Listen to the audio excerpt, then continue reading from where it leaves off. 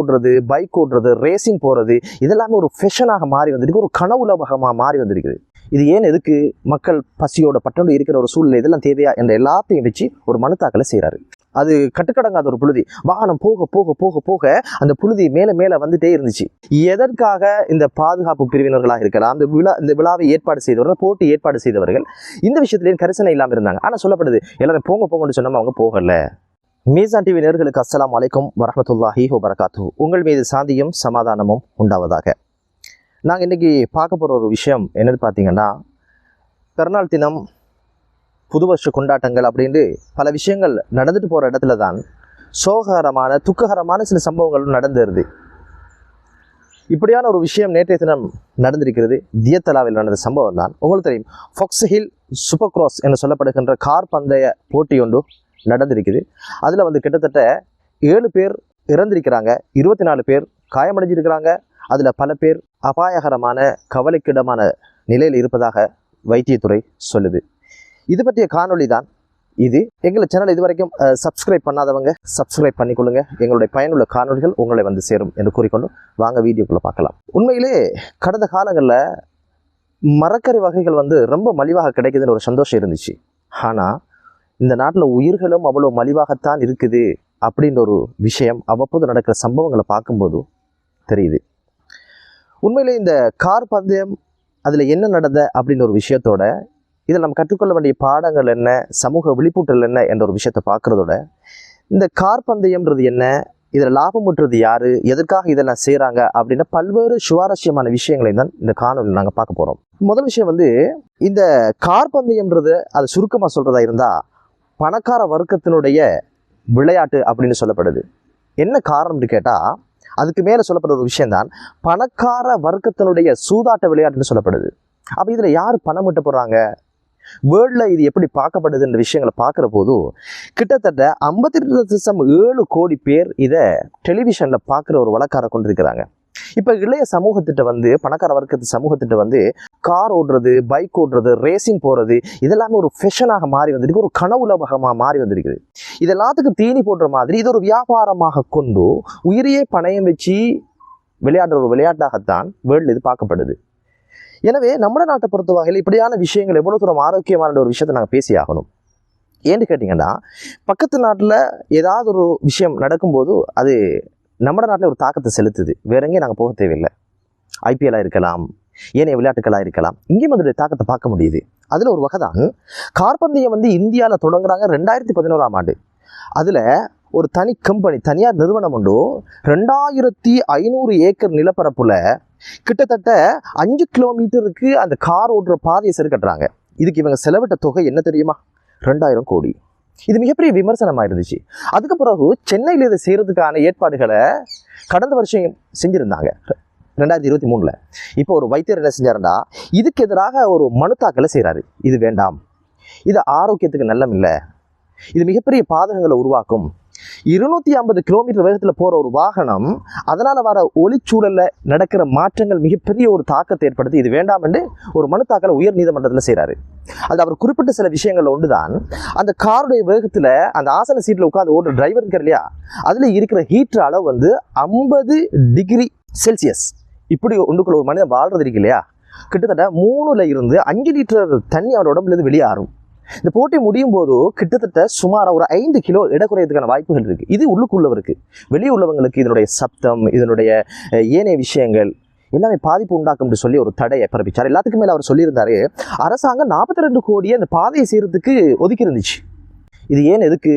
மக்கள் பசியோட பட்டோடு இருக்கிற ஒரு சூழ்நிலை, இதெல்லாம் தேவையா என்ற எல்லாத்தையும் வச்சு ஒரு மனு தாக்கலை செய்கிறாரு. இந்த மனு தாக்கல் அவர் குறிப்பிட்ட விஷயம் இதுதான். ஆனால் நீதிமன்றத்து தீர்ப்பு என்ன வந்துச்சு? இடத்த மாற்றுங்க, மக்கள் செறிவாக வாழ்கின்ற இடம் இல்லாத ஒரு இடத்தை பார்த்து செஞ்சு கொள்ளுங்க அப்படின்னு ஒரு தீர்ப்பு கொடுத்துச்சு. எனவே இப்படியான விஷயங்கள் அங்கே நடக்கும்போது நம்ம நாட்டிலையும் அது ஒரு தாக்கத்தை ஏற்படுது. இந்த விஷயத்துல தான் கிட்டத்தட்ட மோட்டார் சங்கமும் அதே போல இராணுவமும் சேர்ந்து இந்த தியத்தலாவண்ட பகுதியில் 5 வருஷத்துக்கு அப்புறம் இந்த போட்டியை நடத்த போகிறாங்க. உண்மையில் இந்த போட்டியினால் நடந்த விஷயம் என்ன? அனாவசியமாக 7 உயிர் போயிருக்கு. அதே போல் 24 பேர் காயமடைஞ்சிருக்கிறாங்க. இதில் பல பேர் கவலைக்கிடமாக இருப்பதாக சொல்லப்படுகிறது. உயிரிழப்புக்கான வாய்ப்புகள் அதிகம் என்பது தான் இங்கே நாங்கள் பார்க்குற ஒரு விஷயம். அதில் 8 வயசு குழந்தைன்னு நினைக்கிறேன். அதில் ஒருத்தர் சொல்லியிருந்தார், ரொம்ப ஆசையோட மிச்சம் காலத்துக்கு ஒரு கார் ரேஸை பார்க்கறதுக்கு ஆசை இருந்துச்சு. அப்படி போன இடத்துல இந்த சம்பவம் நடந்திருக்கு. இதில் இருந்தவங்க வந்து பாதுகாப்பு பிரிவில் இருந்த அல்லது அந்த விளையாட்டு ஏற்பாட்டாளர்களில் அந்த பாதுகாப்புக்கு இருந்த 3 பேர் இறந்ததாகவும் ஏனையவர்கள் பார்வையாளர்களாக இறந்திருப்பதாக செய்திகள் வெளியே வருது. இதில் நடந்தது என்னென்னு கேட்டிங்கன்னா, இந்த ரேஸ் ஆரம்பிக்கும் பொழுதே பயங்கரமான ஒரு புழுதி, அது கட்டுக்கடங்காத ஒரு புழுதி, வாகனம் போக போக போக போக அந்த புழுதி மேலே மேலே வந்துட்டே இருந்துச்சு. இதை பற்றி விமர்சனம் எனக்கு மட்டுமில்லை, எல்லாருக்கும் இருக்குது. உண்மையிலே இப்படியான ஒரு விஷயம் நடக்கும் பொழுதோ அந்த ரேஸில் இருக்கிறவங்க எவ்வளவு தூரம் கச்சிதமாக அதை செஞ்சு முடிப்பாங்க, விபத்து இல்லாமல் எப்படி அதை செஞ்சு கொள்வாங்க. கிட்டத்தட்ட 160 கிலோமீட்டர் வேகத்தில் வந்த கார் தடம் புரண்டு விழுந்திருக்குது. விழுந்த கார் இருக்கிறதுக்கு ஒரு சமீட்சை செய்வாங்க, ஒரு கொடி ஆட்டுவாங்க. அப்போ டிரைவருக்கு தெரியும் இங்கே ஒரு அபாயம் இருக்குது, அதை சுதாகரித்து கொண்டு தான் போகணும்னு. அதை சுதாகரிக்கிற அளவுக்கு தான் பாதை தெளிவாக இல்லையே, ஒரு வங்கு உள்பக்கம் தான் அந்த விபத்து நடந்திருக்குது. அப்போ உள்பக்கம் போகாமல் வெளியே வந்தவர் தான் அப்படியே கொண்டு விட்டுருக்கிறார் வந்து பார்வையாளர்களில். அதில் நடந்த விபத்தில் அந்த 7 பேர் இறந்திருக்கிறாங்க. இப்போ நாங்கள் பார்க்க வேண்டியது என்னடா, ஒரு 160 கிலோமீட்டர் வேகத்தில் போகிற ஒரு வாகனம் அந்த வங்குக்குள்ளே, உங்களுக்கு தெரியும் புழுதின்றது வந்து ஒரு அடர்த்தியான ஒரு விஷயம். ஒரு 2 அடிக்காங்கால் என்ன நடக்குன்னு தெரியாது. ஒரு 160 ஸ்பீடில் வாரவருக்கு அதை சுதாரித்து போய்கொள்ளலாமான்னு தெரியல. எனவே ஒரு 3 வாகனம் திடீர்னு எக்ஸிடென்ட் படுது. ஆனால் சமிக்ஞை செய்கிறவரும் அதை செய்கிறாரு. கட்டுக்கடங்காமல் ஒரு வாகனம் பார்வையாளர் மேலே மோதுது. அந்த விபத்து நடக்குது. ஒரு கணப்பொழுதில் 6 பேர் உயிர் பிரியுது. அல்லோலப்பட்ட விஷயங்கள் நாங்கள் பார்க்குறோம். போட்டியும் இடை நடுவே நிறுத்தப்படுது. இந்த விமர்சனத்தை சொல்கிறாங்க என்னன்னு கேட்டால், இந்த புழுதி வந்த டைம்ல இது ஒரு சாதகமான சமிக்ஞையில் இந்த போட்டியை நிறுத்திருக்கலாம், அதையும் தாண்டி அதை செஞ்சு முடிச்சிருக்கிறாங்க. எனவே இது ஒரு கவனக்குறைவு என்ற ஒரு விஷயத்தை சொல்கிறாங்க. என்னதான் இருந்தாலும் அடுத்த ஒரு விஷயம்தான், இப்படியான போட்டிகள் நடக்கிற இடத்துல பார்வையாளர்களாக வாரவங்க என்ன செஞ்சு கொள்ள போகிறாங்க, ஒரு குறிப்பிட்ட மீட்டருக்கு அங்கால் 2 பார்த்துருக்கலாம். ஆனால் அதை பார்த்து எல்லாரையும் பார்த்தீங்கன்னா இங்கே பக்கம் பள்ளம், இந்த மேட்டு பக்கத்தில் ரோட்டை வெட்டி அழகாக பாதை செஞ்சுருக்கிறாங்க. அந்த மேட்டில் நின்று கொண்டு பாதை ஓரமாக நின்று பார்த்துருக்கிறாங்க. நமக்கு தெரியணும், ஒரு 160க்கு மேலே ஒரு வாகனம் ஒரு விபத்துண்டா எவ்வளோ தூரம் அது வீசிப்பட்டு போக வாய்ப்பு இருக்குது, எந்த பக்கமாக வந்து விழும் என்றதெல்லாம் தெரியாது இருந்தால் எதற்காக இந்த பாதுகாப்பு பிரிவினர்களாக இருக்கலாம், இந்த விழாவை ஏற்பாடு செய்தவர்கள், போட்டி ஏற்பாடு செய்தவர்கள் இந்த விஷயத்துலேயும் கரிசனை இல்லாமல் இருந்தாங்க. ஆனால் சொல்லப்படுது எல்லாரும் போங்கன்னு சொன்னோம், அவங்க போகலை. போங்கன்னு சொல்கிறத கேட்குற அளவுக்கு பொதுமக்கள் இல்லை. போட்டி என்பது சுவாரஸ்யம், கவர்ச்சி, ஆரவாரம், இதுக்குள்ளே மக்கள் தங்களை மறந்து அந்த போட்டிகளை பார்க்க வராங்க. அப்போ விழா ஏற்பாட்டு குழுக்கு தெரியணும், இதை சேவாக நாங்கள் செஞ்சு கொள்ளணும், இதில் ஏதாவது ஆபத்துகள் வந்துடக்கூடாது. 5 வருஷத்துக்கு பிறகு இதை ஏற்பாடு செய்கிற ஒரு விழாண்டை எவ்வளோ அவதானமாக இருந்திருக்கணும் என்பது எனது தனிப்பட்ட பார்வை. எனவே இப்படியான விஷயங்கள், பனிமூட்டம் இருந்தாலே வாகனங்களை வெளியிடக்கூடாது, ட்ராவலிங் எல்லாம் இல்லாமல் ஆக்குகின்ற, போக வேண்டாம் என்று தடை விதிக்கின்ற ஒரு முறைமைதான் ஐரோப்பா நாடுகளில், வெளிநாடுகள் நாங்கள் பார்க்குற ஒரு விஷயம். நமக்கு எதுவுமே கணக்கில்லை. நம்ம எதையுமே அசல்ட்டாக நாங்கள் பார்க்குற ஒரு பழக்கமுள்ளவர்களாக மாறினதுனால அனாவசியமாக உயிர் போயிருக்குது. எனவே இந்த விளையாட்டுகள் என்பது ஆரோக்கியமானதா அப்படின்னு கேட்டால் எமது நாட்டை பொறுத்த வகையில் ஆரோக்கியம் கிடையாது. ஏன்னு கேட்டால் நம்ம நாடு ஏற்கனவே இப்போதுதான் பொருளாதார ரீதியாக ஓரளவு வெளியில் வருகிறது.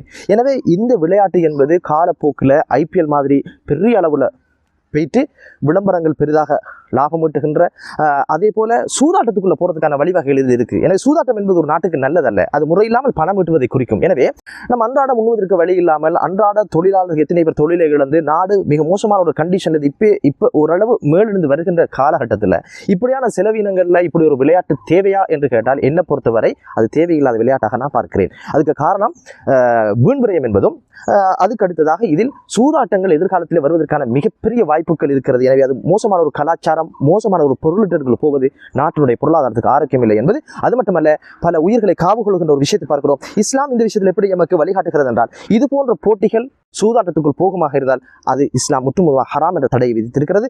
அடுத்த விஷயம் தான், பொதுவாக எந்த போட்டியாக இருந்தாலும் அதில் தீங்கு இல்லை என்றால், உடல் ரீதியான தீங்கு அல்லது பொருள் ரீதியான தீங்கு, உயிருக்கான ஆபத்துக்கள், இப்படியான விஷயங்கள் இல்லை என்றால் அதை இஸ்லாம் அனுமதிக்கும்.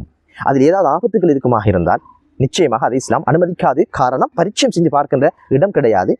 என்ஜாய்மெண்ட்டுக்காக வேண்டி உயிரை பணயம் வைத்து செய்கின்ற வேலைகளை இஸ்லாம் அனுமதிப்பில்லை. இஸ்லாம் குர்ஆனிலே சொல்கிறது, வலா துல்கு பிஐதீக்கும் இலா தஹ்லுகா, உங்களை நீங்களே அழிவில் போட்டுக் கொள்ளாதீர்கள் என்று இஸ்லாம் சொல்கிறது. எனவே இவங்க அந்த டிக்கெட்டில் விலை இவ்வளவு போட்டு பின்பக்கத்தில் எழுதியிருந்தாங்க, இது ஆபத்தான விளையாட்டு, அருகில் என்று பார்க்காதீர்கள் என்ற சில வாசகங்கள் எழுதியதாக செய்திகளும் வெளிவருகிறது. எனவே இது சிகரெட் குடிக்கிற மாதிரி தான். சிகரெட் எவ்வளவு பெரிய ஆபத்தானது, எவ்வளவு உடலுக்கு தீங்கானது என்பது அரசுக்கு தெரியும். ஆனால் அதில் ஒரு வாசகத்தை போட்டுக்கிறது, ஆனால் விற்கிறதுக்கான அனுமதியும் கொடுத்திருக்கிறாங்க. அது மாதிரி தான் இது ஆபத்தானது, உங்களை நீங்களே பாதுகாத்துக் கொள்ளுங்கள் என்று சொல்லுகின்ற ஒரு வடிவமாக தான் இதை நாங்கள் பார்க்கிறோம். எனவே இப்படியான தீங்குகள் உள்ள விஷயம், பொருளாதார ரீதியான தீங்கு இருக்கிறது, உடல் ரீதியான தீங்கு இருக்கிறது.